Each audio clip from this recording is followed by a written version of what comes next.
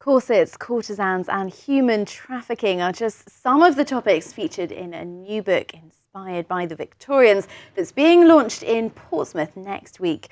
Will Sutton is its author, and he's just finished giving a crime writing course at the new Theatre Royal, and he joins me now. So I've got a copy of this new book, hot off the press, Lawless and the Flowers of Sin. Will, a brief summary, what is it about?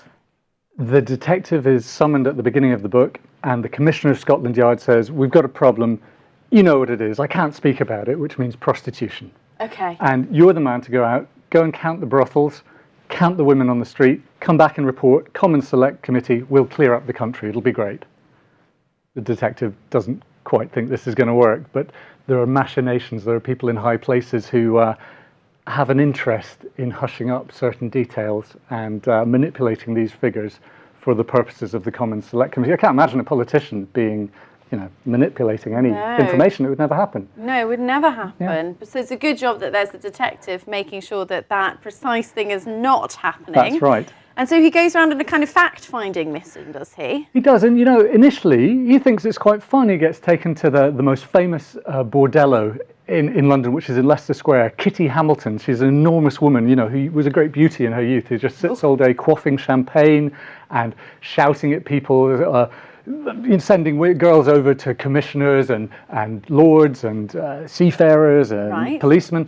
And he thinks, oh, this is, it's quite fun, it's quite genteel. But gradually he manages to find his way behind the silk curtains in the back and hear some of the other things that are going on. Do we want to know what goes on behind the silk curtains? Well, we get little peeps of it. Yeah, there are certain politicians involved as well. Yeah. No, I'm just thinking, I have actually based one on a real politician now. Let's not say who it is. No, but he doesn't have a good ending. And he said this is a little bit more raunchy than some of your previous books. Can we talk about that on the TV? Or we probably can. Yeah, the first one is when they're building the underground and the sewers in London. So it's dirty in that way, and it's an underworld. But this is a different underworld, like undergarments kind of world. Right. Okay. And once he discovers that it's not all so beautiful and maybe all the women aren't treated respectfully, they're not all there willingly, he begins to think, actually, this inequality, something goes a bit deeper.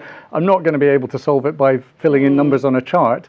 And he begins to discover some links behind the scenes. And of course, the time where kind of murders of prostitutes not treated that seriously, Jack the Ripper around the same time, I'm guessing. Yeah.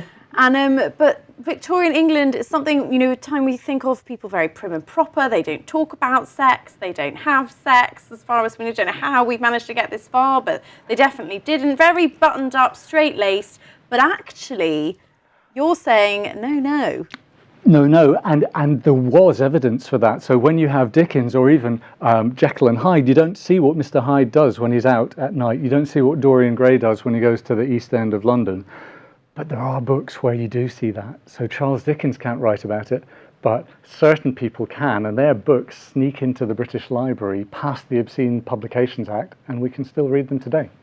So it was a time where actually there was a lot being written about kind of sex and all that kind of stuff, but we just don't remember it? There was, and because a lot of it was poorly written. I mean, just like all novels, a lot get forgotten. And, there's erotica around now, which has been very popular, but may not be remembered. And I think that's true of some of these books. They caused such a scandal, and they were passed around the gentlemen's clubs, or maybe the boys' boarding schools as well. And we don't remember them today, but they've got some details and some life, things about the relationship between gentlemen and servants, about the way women were treated on this kind of sliding scale of availability, which kind of makes your skin crawl. And you think, I hope it's not like that today.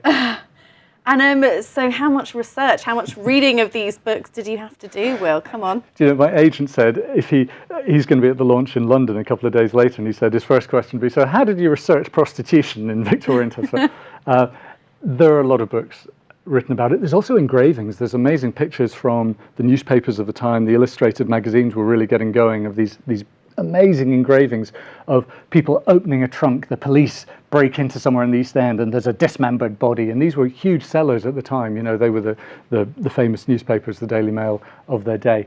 And there are amazing things recorded in there, just sides of life that we don't connect with the Victorians. You know, we know there was rich and poor, we know there was inequality, but seeing exactly how that worked, manipulating people from day to day, you get from some of these books. And what does your kind of detective, what does your protagonist make of it all? Did he kind of live a straight-laced life and then he comes into contact with these prostitutes and he's shocked? No, that's a good question. So early in the book, he catches someone's eye and... I thought you were going to say catch something else. No, okay. no, there are characters who do have that problem, yeah, and worse. But he has his own little liaison on the side. But of course, that's nice because, you know, he's a good, upstanding kind of chap. Okay, and his wife doesn't mind too much. He's not married yet. Yeah. So maybe the liaison on the side might become something more, we don't know, further down the line? Yeah, there's a bit of a showdown at the end of the book, towards the end of the book. I can't tell you more. Oh, don't tell me. No, don't tell me. Yeah. And what kind of, you're doing this launch, tell us about that. Okay, so I'll be at Blackwell's on Tuesday near the university in Portsmouth. Yep. I'll be wearing a hat and there'll be other Victorian gear that people can try on and take a picture of themselves just to get into the flavour. There'll be some moustaches for everyone's takeaway. And there will be biscuits. Do you want to see my Victorian biscuits? I want to see the Victorian biscuits, yes. Okay. So these are the Victorian biscuits. Yeah, there you go. You can see them now. And I'm told these are not just any biscuits, Will Sutton. These are crafted by your own fine hands. And so in fact, there are you're fewer. only a writer. You are a biscuit maker as well. They're going down quite well in the studio, I can tell you. Yeah. Cheeky devils. Don't save me any then. You can keep that one. You can keep that one. So you make it yourself then? Yeah. And you're going to make enough biscuits for... Yeah, Monday I'm going to be quite busy. Okay. You know, with the piping. It's a good thing we've got you in this week then, Will. I wish you the best of luck with the book launch and then, of course, with your future writing. It's always exciting having you in, telling us about these stories. Thank you for having me.